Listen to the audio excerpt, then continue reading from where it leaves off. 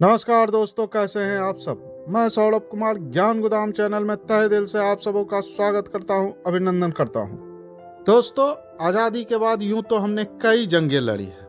अक्टूबर 1947 से 1949 तक पाकिस्तान के साथ उस वक्त भारत के प्रधानमंत्री पंडित जवाहरलाल नेहरू थे।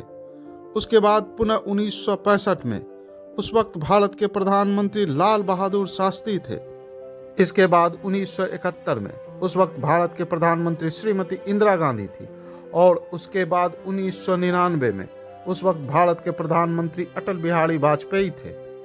इन सभी युद्धों में हमने जीत दर्ज की, किंतु एक ऐसा भी युद्ध हुआ जिसमें हम बुरी तरह से हार गए थे। जी हाँ दोस्तों, मैं बात कर रहा हूँ 1962 इंडो चाइना वार की। हम सभी जानते हैं इस युद्ध में भारत बुरी तरह से पराजित हुआ था। आखिर क्यों भारत यह युद्ध हार गया था? भारत के हार के पीछे क्या वजह थी, चलिए जानते हैं। आगे बढ़ने से पहले आप तमाम देशभक्तों से नम्र निवेदन है कि चैनल को अवश्य सब्सक्राइब कर लें और वीडियो को लाइक शेयर करना कतई ना भूलें। दोस्तों, जिस तरह से इंडिया में रहने वाले को हम इंडियन कहते हैं, पाकिस्तान में रहने वाले को पाकिस्तानी कहते हैं, उसी तरह चाइना में रहने वाले को हम लोग साइनो कहते हैं। इस युद्ध को हारने में क्या क्या गलतियां हुई थी हमारी तरफ से, इन सबों को हम जानेंगे।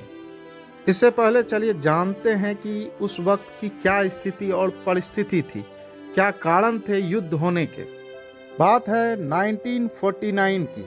इसी साल चाइनीज कम्युनिस्ट पार्टी जीतती है और नए चाइना का उदय होता है। इसके लीडर बनते हैं माओ जेडुंग।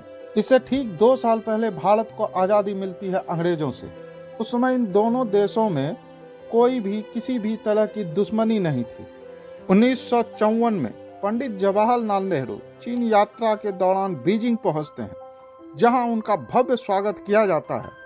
यहीं से हिंदी चीनी भाई भाई का नारा निकलकर सामने आता है।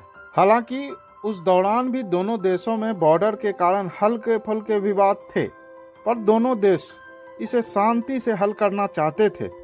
इसी के कारण जून 1954 में साइनो इंडिया एक पंचशील समझौता होता है।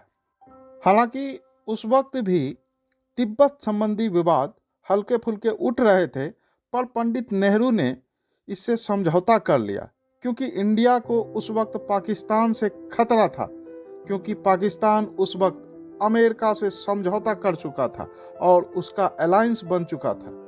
1959 यानी 1959 आते आते चाइनीज जुल्म तिब्बत पर इस कदर बढ़ चुकी थी कि वहां से दलाई लामा को भागना पड़ा। ये भागते हुए इंडिया पहुंचते हैं और यहां आकर ये शरण लेते हैं। इंडिया इन्हें शरण भी दे देता है।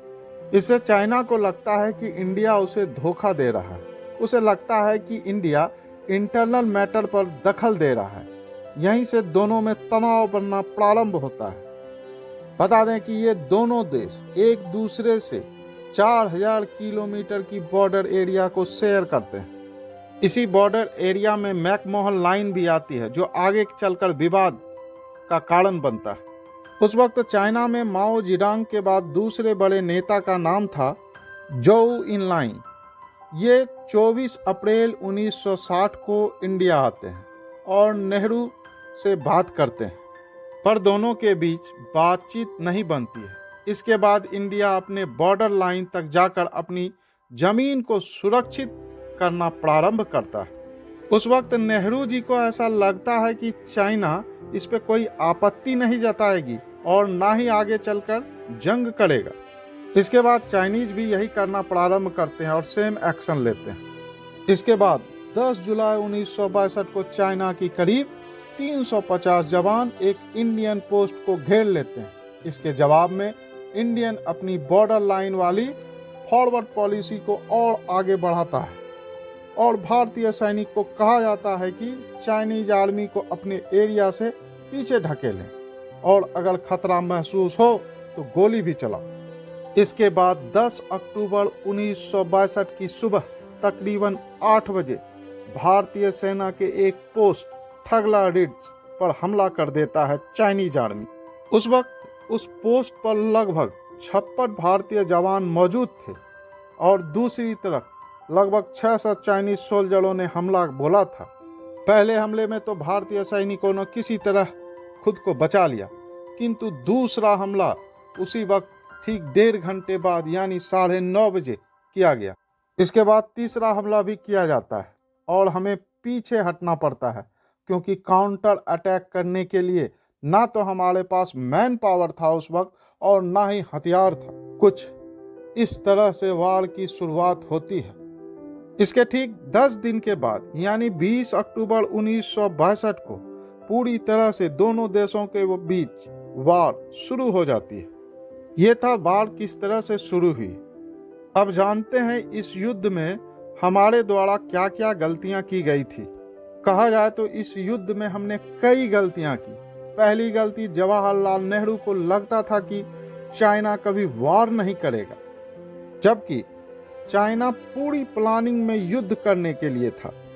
बता दूं कि जिस वक्त वार की शुरुआत हुई उस वक्त हमारे माननीय प्रधानमंत्री पंडित जवाहरलाल नेहरू जी नेपाल में थे। नेपाल के काठमांडू एयरपोर्ट पर जब पत्रकारों ने प्रधानमंत्री जी से यह पूछा कि चीनी सेना आपके यहाँ घुस गई है, इस पे आप क्या कहेंगे, तो उन्होंने उस वक्त जवाब दिया कि मैंने आदेश किया है कि किसी भी हाल में चीनियों को खदेड़ दो। इनका ये बयान उस वक्त नेपाल के काठमांडू से आया, जबकि माननीय प्रधानमंत्री को उस वक्त भारत में मौजूद होना चाहिए था। दूसरी गलती इस युद्ध में खुफिया एजेंसी का पूरी तरह से फेल होना था। अगर खुफिया जानकारी होती तो उस वक्त हमारे प्रधानमंत्री नेपाल नहीं घूम रहे होते। उस वक्त हमारे रक्षा मंत्री थे कृष्णा मेनन। युद्ध जिस वक्त प्रारंभ हुआ उस वक्त ये लंदन में मौजूद थे। अब आप सोचें कि रक्षा मंत्री लंदन में और प्रधानमंत्री नेपाल में। इसमें हम कह सकते हैं कि जवाहरलाल नेहरू जी की नीतियां कहीं ना कहीं गलत थी। हालांकि यह सत्य है कि उस वक्त हमारी इकोनॉमी भी उतनी अच्छी नहीं थी, इसलिए भी कहीं ना कहीं जवाहरलाल नेहरू जी युद्ध को टाल रहे थे। किंतु जब युद्ध होना जायज हो तो हमें जवाब भी देना चाहिए था। उस वक्त के रक्षा मंत्री कृष्ण मेनन ने तो हद ही कर दी थी। उन्होंने एयरफोर्स को और नेवी को आगे नहीं बढ़ने दिया। उनका मानना था कि एयरफोर्स और नेवी आगे बढ़ी तो युद्ध एक बहुत बड़ा रूप ले लेगी। इनके इस फैसले से हमने अक्साई चीन गवा दिया। ऐसे में इनके इस निर्णय से क्या फायदा हुआ पता नहीं, जबकि उस वक्त हमारी एयरफोर्स चाइनीज एयरफोर्स से कहीं ज़्यादा पावरफुल थी। इस युद्ध में गोला बारूद की भी काफ़ी कमी हो गई थी। जब गोलियां घट गई तो हमारे फौजी लोग बंदूक के आगे जो चाकू लगी होती है, जिसे हम संगीन कहते हैं, उनसे लड़े थे। इंफ्रास्ट्रक्चर की बात करें तो बॉर्डर एरिया के आसपास कहीं भी अच्छी सड़कें मौजूद नहीं थी।